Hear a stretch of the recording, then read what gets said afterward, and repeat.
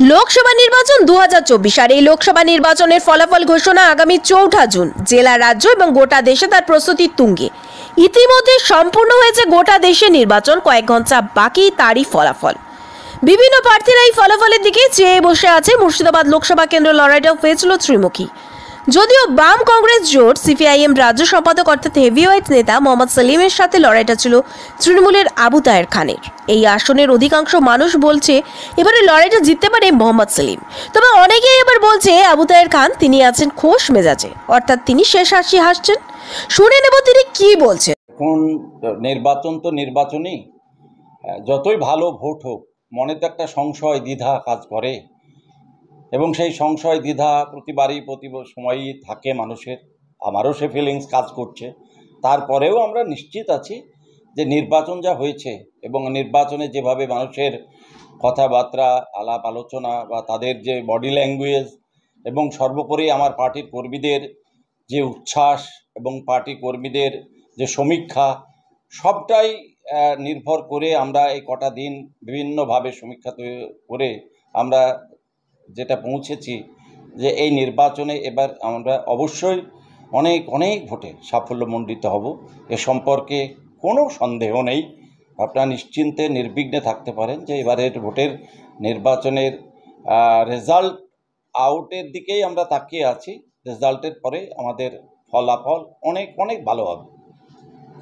এখন কোথাও তো যখন চায়ের দোকানে আলাপ আলোচনা হয় তখন বিভিন্ন ধরনের মানুষ, বিভিন্ন মতাবলম্বীর মানুষ, বিভিন্ন ধর্মের মানুষ, বিভিন্ন শ্রেণীর মানুষ সেখানে উপস্থিত থাকে। তারা এটা চায়ের দোকানে বসে একটা আড্ডা জমায়। সেখানে কেউ হারিয়ে দেয়, কেউ জিতিয়ে দেয়। এই ফলাফল প্রতিবারই হয়, এবারও হচ্ছে। আমার কর্মীরা দৃঢ়তার সঙ্গে বলছে না, এবার আমরা আরও বেশি ভোটে জিতব। আর বামপন্থী কর্মীরা যেহেতু তাদের প্রার্থী পশ্চিমবঙ্গ আজকে সিপিএমের সর্বোচ্চ নেতৃত্ব এখানে এসেছিল, তার সঙ্গে অধীর চৌধুরী যে পশ্চিমবঙ্গের আর একটা সর্বোচ্চ নেতৃত্ব, তাদের দুই দলের একটা যোগ সাজস ছিল, একদিকে কংগ্রেস আর সিপিএম।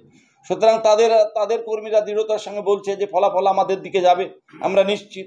তারা আরও জোর গলায় বলছে। আমাদের কর্মীরা বিভিন্ন সময় বিভিন্নভাবে আমাদেরকে ফোন করে, তারা তাদের মতামতের কথা জানায়। আমরা তাদেরকে আশ্বস্ত করি, তাদেরকে বলি হতাশার কোনো জায়গা নেই। গতবার আমরা 2,86,000 ভোটে এখান থেকে জয়লাভ করেছিলাম, 2,26,000 ভোটে।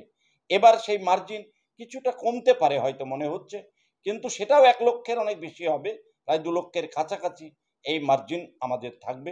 আমরা নিশ্চিত আমাদের দলীয় সমীক্ষা এবং পার্টির কর্মীদের মতামত, এলাকার মানুষ, প্রত্যেকটা বুথের মানুষ যেভাবে আমাদেরকে সে আশ্বস্ত করছে, সেখানে আমরা নিশ্চিত যেবারে রেজাল্ট অনেক অনেক ভালো হবে। আর জয়লাভের পরে আমার যা সীমান্তবর্তী এলাকা বেশিরভাগটাই আমার একদম সুদূর, সেই ভগবানগোলা থেকে শুরু করেছি, লালগোলার সীমান্ত থেকে শুরু করে নদিয়ার শেষ লগ্ন প্রায় চাপড়ার কাছাকাছি, তেহট্টের পাশে এই এলাকা বিরাট এলাকা, সীমান্তবর্তী এলাকা। বিএসএফ এর ভীষণ অত্যাচার। অনেক জমি জায়গা আছে বাংলাদেশ সীমান্তে, সেখানে চাষ করতে গিয়ে আমাদের মানুষের অসুবিধা হয়। সে এলাকার মানুষ আমাদেরকে বিভিন্নভাবে তাদের অভাব এবং অভিযোগের কথা জানায়। বিএসএফ এর দ্বারা অত্যাচারিত যারা যেভাবে হয় তাদের কথা জানায়। আমরা প্রথমেই সেটা জোর দেব।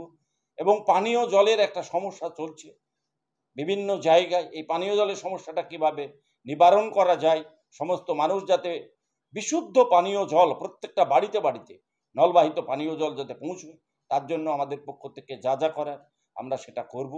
আর 3 নম্বর হচ্ছে যাদের মাথার উপরে ছাদ নাই।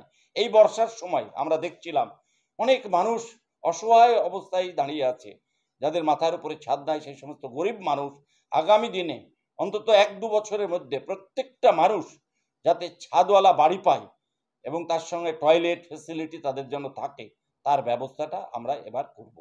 এই বিষয়গুলো আমাদের আছে। আর কৃষকরা বিভিন্ন সমস্যার মধ্যে থাকে, সারের দাম প্রচুর, কৃষি পণ্য ঠিকমতো বিক্রি হয় না, কৃষি পণ্য নিয়ে অনেক অসুবিধা হয় বাজারজাত। সেই সমস্ত কৃষকদের স্বার্থে আমরা যদি যেমন একদিকে পানীয় জলের সমস্যা থাকে তাদের, সেটা মেটাতে পারি। সার যদি একটা ভর্তুকি গভর্নমেন্ট দেয়, সারে একটা ভালো মতো ভর্তুকি যদি আসে তাহলে ভালো হয়। কারণ দুর্মূল্যের বাজারে সারের দাম আকাশ ছোঁয়া, মানুষ সার দিতে পারছে না। এবং তাদের ন্যায্য পণ্য যেটা তাদের ফসল, সেটা যাতে সরকারিভাবে ন্যায্য মূল্যে বিক্রি হয়, তার জন্য প্রয়োজনীয় ব্যবস্থা করা, সেগুলো আমাদের থাকবে। সেই বিষয়গুলো সাধারণত শান্তিপূর্ণভাবে ভোট হয়েছে আপনার